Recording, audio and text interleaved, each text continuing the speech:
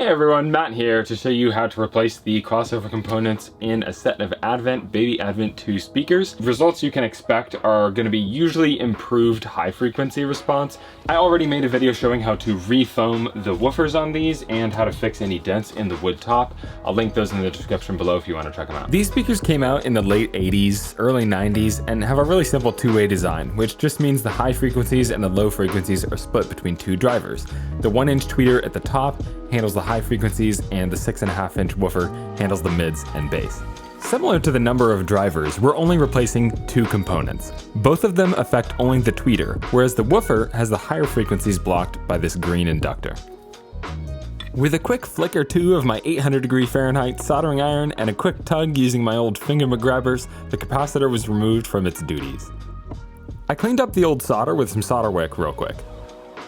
Next is the R&D, because as you can see, the new capacitor is much larger than the old one, and you need to find an orientation where it will fit on the board and be secure. If you hate R&D, it's really simple. Just subscribe for lots of free pro tips.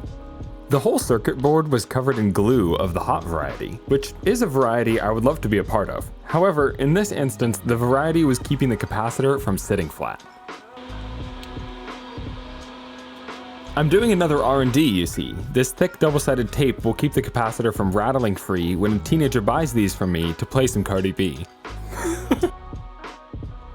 But that's enough tomfoolery. Let's bend these leads to secure the capacitor, then clip them off, snip, snip, snip, and solder them in place.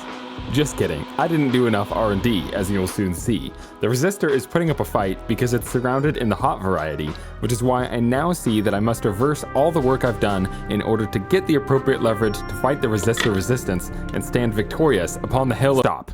Sorry, I got a bit carried away. Where were we? Right, installing a new resistor. I did another R&D, but before that I cleaned off all of the solder on the holes for the capacitor and resistor, then put the freshly R&D'd resistor into its holes.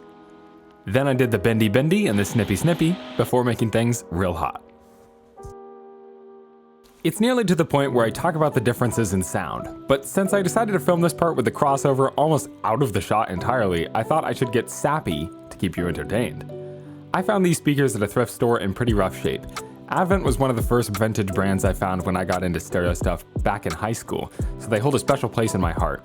And I couldn't leave them there, which is why I now crown the fresh components with a generous serving of alcohol, as well as the hot variety, as all good things deserve.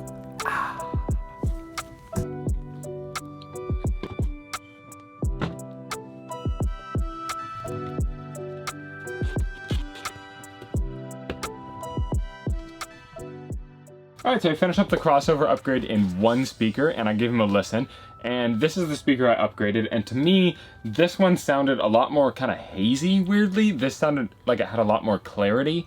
This is the one that hasn't had the crossover redone, so it feels like there was some high end added, kind of like I said at the beginning, and it also just feels like it weirdly has more clarity than the old speaker. So I definitely noticed an improvement in the sound. It's not like a crazy improvement. I mean, these are a modest bookshelf speaker, so they're not going to be anything crazy, but there definitely was an improvement. I would say it's worth spending the $10, maybe $15 on the components. Thanks so much for watching. Matt out.